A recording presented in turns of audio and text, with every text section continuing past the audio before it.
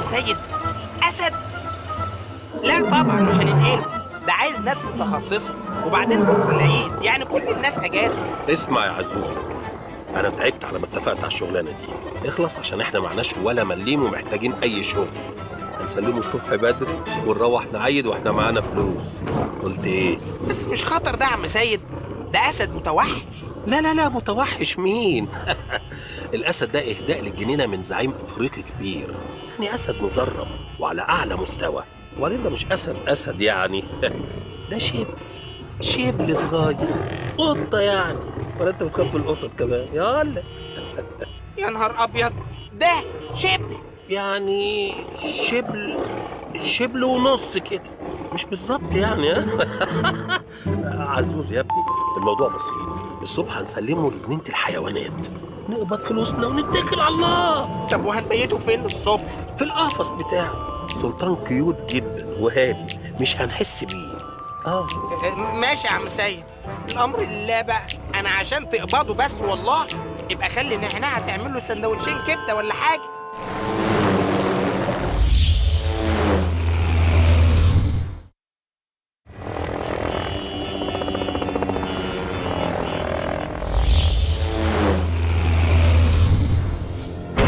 يا نهار ابيض، يعني ايه مش لاقيين؟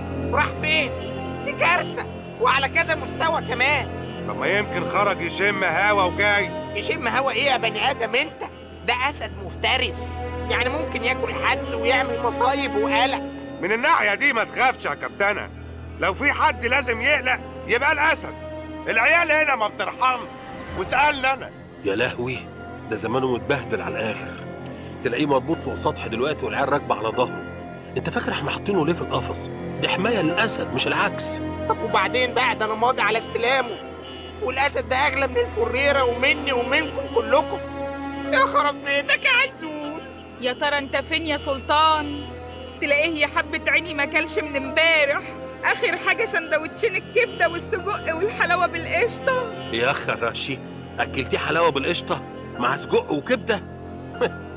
ده يبقى غالبا مات كمان.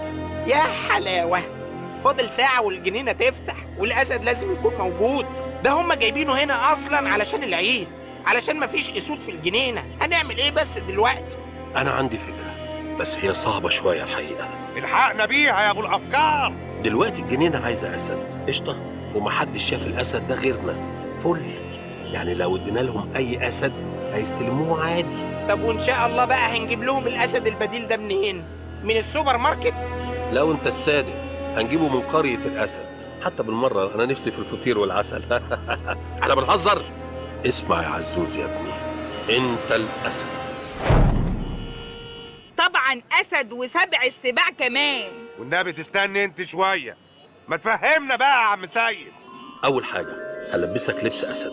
هتسالني هنجيبه منين؟ اقول لك، نعناع عندها بيجامه بني فرو شتوي اخر شياكه، هنلبسها لك. شويه مكياج من نعانيعه، نرسم لك مناخير وشنبات، هيفضل الديل واللبده. هتقول لي ازاي يا عم السيد؟ عم السيد هيقول لك اللي هو انا. من الفروه البني اللي انت حاططها على طابلوه الفريره. لا طبعا، اشمعنى انا؟ ما تبقى انت الاسد ولا هيصه ولا حتى نعناع.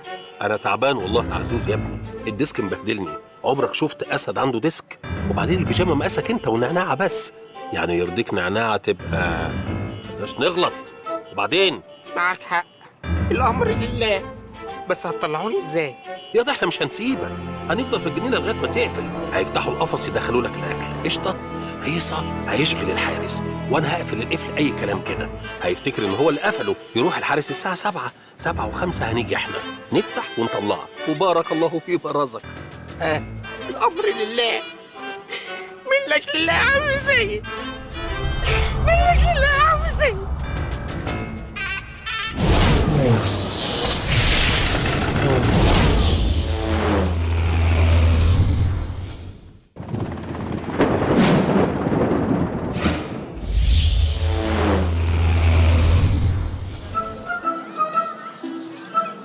انت متأكد يا استاذ سيد ان هو ده الاسد بتاعنا؟ طبعا يا فندم، امال هيكون بتاع مين؟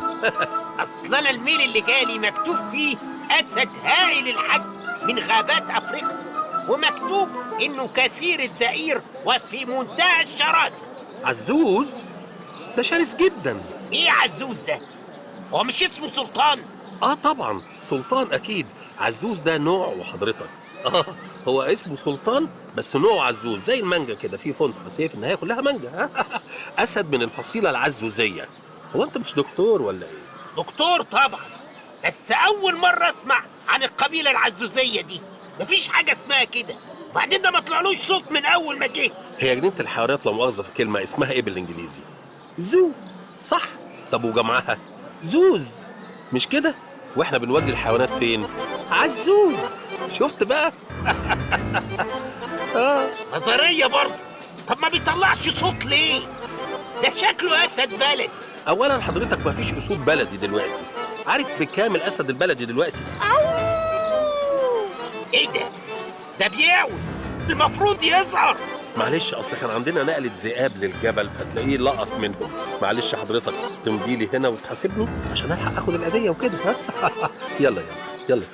يلا يا ابو السلاطين، بالليل بقى هندخلك نرمين.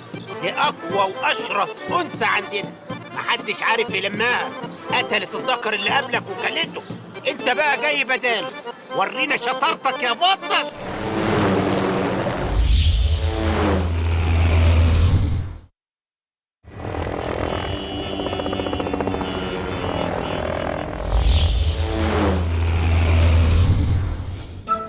عشان خاطر عم سعيد ابوس ايديك اوعى تتاخر عليا، الاحسن دول هيدخلوا عليا نرمين اشرس واقوى انثى عندهم. مين يا عزوز نرمين دي ان شاء الله؟ عارف يا عزوز لو بصبصت لها وديني. لا بصبص ايه يا ستي؟ دي اسد. هنشد احنا بقى لحسن الجنينه هتفتح خلاص.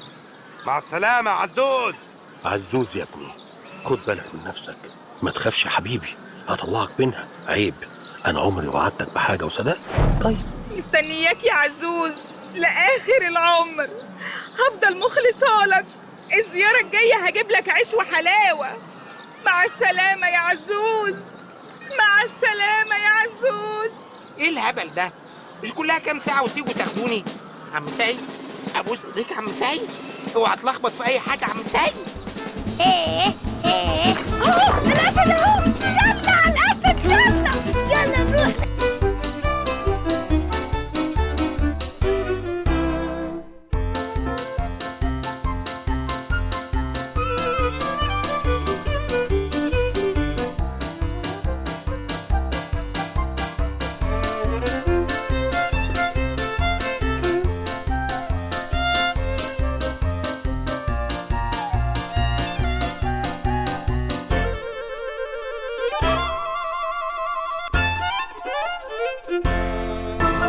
يلا يا حضرات، الجنينة قفلت يا حضرات. يلا قبل ما نفتح. عزوز يا ابني، احنا غفلنا الحارس وباب القفص مفتوح. الساعه 7:05 بالظبط تطلع هنا تستنانا. اوكي ماشي؟ ابوس ايديك عم سعيد، اوعى تتاخر ها، لحسن هيدخلوا عليا نرمين. ابوس ايدك. عزوز يا ابني، عيب، انت في ايد امينه. سلام بنوي. امين امين، بس ده انا العيال شلفط وشي خالص.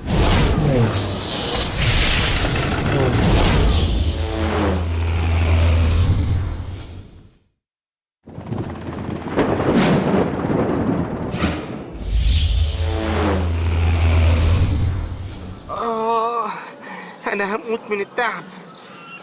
طب ما انا ممكن اريح لي الساعتين دول على ما يجوا. صح.